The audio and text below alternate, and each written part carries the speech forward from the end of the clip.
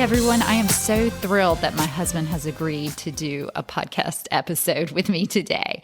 And the topic is, does your racket matter? So, Mike, why does your racket matter? Yeah, thank you for having me on today. I'm excited to be here. Well, your racket matters because it's the only real piece of equipment that you have in your hand in a tennis match, right? So it's not like in golf where you have a lot of different clubs to choose from, depending on what you're doing. In tennis, you have one piece of equipment that you use for every part of the game. So you've got to be able to serve with your racket. You've got to be able to hit forehands and backhands. You've got to be able to volley. And you have to do all these things with just one racket. So obviously the racket is very important. People, put a lot of their identity into their rackets, I think. And yeah, so it's definitely, one of the most important pieces of your tennis game is your racket. So it's not a small thing to decide which racket to get. Okay. Well, what racket did you start with, and do you have any recommendations? Well, when I started playing as an adult, or restarted playing as an adult, I went to Play It Again Sports and I bought a couple of old used rackets for two for $50 or something like that. I was still a student, so I was on a tight budget. So I think they were a head racket. And I bought those and played with them for a good maybe 10 years until we were sort of getting back into it seriously as adults again. So it was a head orange racket that I think it was originally promoted by Andre Agassi. But, it served me well. I played with friends in school. I wasn't playing in any kind of competitive leagues at that time. And it was a good racket. I do remember, though, I broke a lot of strings with that racket for some reason. Every couple of weeks, I would break a string. There was something about that racket that just shredded through strings for some reason. But like I said, it was cheap, and they were used in fine condition, and they never broke or caused me any problems. So I played with those for a long time. Recently, after getting back into adult tennis, I was taking a lesson with our pro, and she recommended I try out her racket during a lesson. And there was something about that racket that was a lot different than my previous one. And I remember hitting balls back to her that all of a sudden were dropping in with a lot more topspin and just much more power. And she basically took my old racket and threw it in the trash and said, this is the racket for you. So her racket is the one that I use. And it's not, it's actually an older racket too. They've been discontinued, but I was able to find a set of them for sale still in new condition, with the plastic on the handle and everything. Just like you were buying it new from a guy that I found on eBay who sells sort of older lines of rackets. So I bought 4 of those, knowing that I probably could never get another one of those rackets because they don't make them anymore. So it's also a head. It's called a head Rave, I think is the name of it. I've never heard of it and never seen anybody else have it, but our pro used it, and she let me use it one time for a lesson, and yeah, it worked great. So I moved over to that one. Yeah, I started with a Prince racket, I think, that I used in high school, and I'm pretty sure I got it from Target. And then I think when I started as a 2.5 and 3.0, I used Babolat Light. And then after that one, I used the Babolat Pure Drive. And I think I'm looking for another racket now. So what things should you consider when looking for a racket?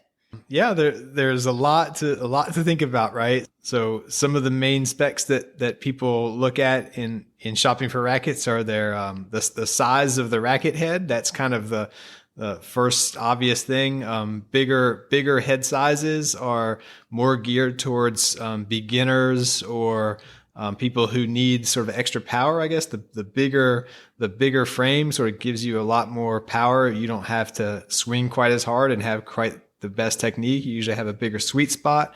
Those can have like 115 square inch head sizes, and those those head sizes go down as you get to sort of more advanced rackets that are geared towards more advanced players. They have smaller sweet spots, and they might be down around 98 square inches or sometimes less than that. But I think the standard head size that most people play in the USTA world that we play in is 98 or 100 square inches. So that's one thing to think about. If you're getting your very first racket, starting to play tennis, you probably want to lean towards a larger racket. It's just more forgiving.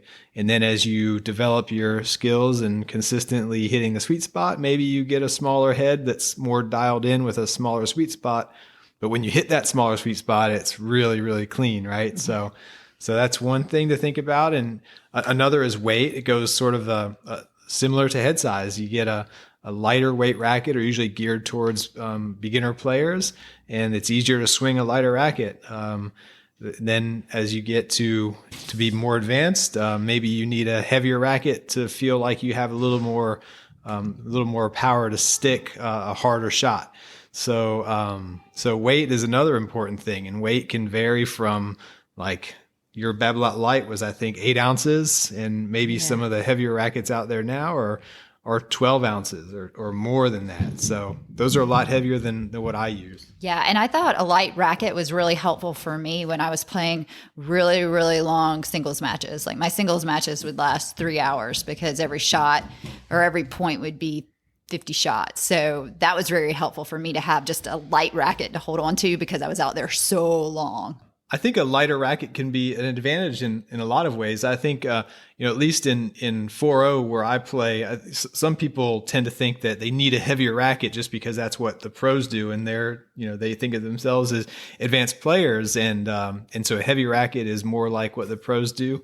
But to be honest, a lighter weight racket gives you a lot more freedom to have those longer points and without wearing out your arm as much. So I think weight is just, one of those aspects that you can probably just go with whatever's comfortable and get a normal kind of a mid-range weight. You could do anything you want with that. There's a few other things. There's grip sizes. You have to sort of get a size that fits your grip. One other aspect of rackets is their string patterns. So my old head that I had a very sort of dense string pattern. So the strings, there were lots of strings going up and down the racket and across. Those are the mains and the crosses. They were something like 18 mains and 20 crosses, and it ends up being very dense. Your strings are very close together, and the little squares between each string, are real small. My racket I play with now, I think one of the reasons I get more spin is because those spaces are bigger and farther apart. There's fewer strings. There's only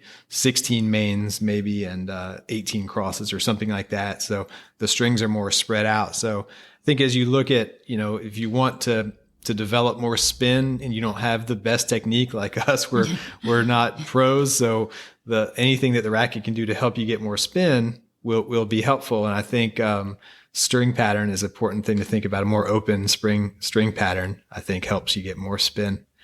And then there's a few other sort of really technical aspects around how the racket's balanced and how flexible versus stiff it is. But again, if you're just looking for a racket to get you started, I don't think those things are that important. So there's a lot of information on every racket. There's lots of reviews and lots of technical specs. I think if you focus on sort of the head size and the weight, maybe on the string pattern, those are the 3 things that probably get you, 95% of where you need to go. Yeah. How long does a racket last? Racket lasts as long as you have confidence in it, I think, or as long as you don't smash it on the ground and break it. So I think there's some theoretical, I guess, lifetime to a racket. The more you hit the ball, it deflects a little bit each time in theory. And, if you string it multiple times, you have to put new strings in it. That puts some pressure and strain on it and flexes it. And I think in theory that causes some of the racket composition to maybe, get a little bit weak, and maybe it's not as nice and crisp as it was when you first got it. But, I think for us, we're not hitting the ball so hard that we're destroying these rackets. They're not turning into spaghetti noodles on us.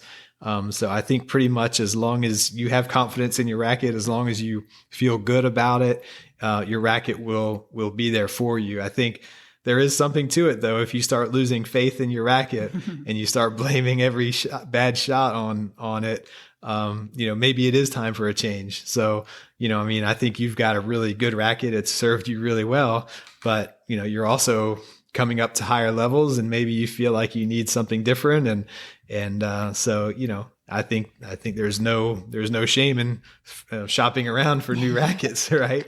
Yeah, so. That was the last question: is when do you need a new racket, and when can I get one? Yeah, you can get one anytime you want. But yeah, I think you just need a new racket whenever whenever you feel like your game has come to a new level. So there is definitely, I think, as you progress from an early beginner, just starting your tennis career, and as you move through, you'll probably switch rackets more frequently than maybe someone like I do. I feel like I've basically plateaued now at my level, and I'm probably not going to get much better.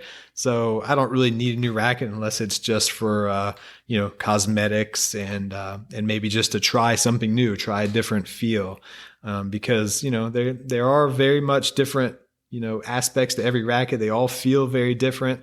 So there are differences. And, if you're shopping for a new racket, I guess the best advice is go to your local tennis shop, and ask them if you can demo a few rackets, and they'll usually give those to you for free, for a week or 10 days or something like that. You can take the racket home with you and play with it, hit with your friends and play matches with it.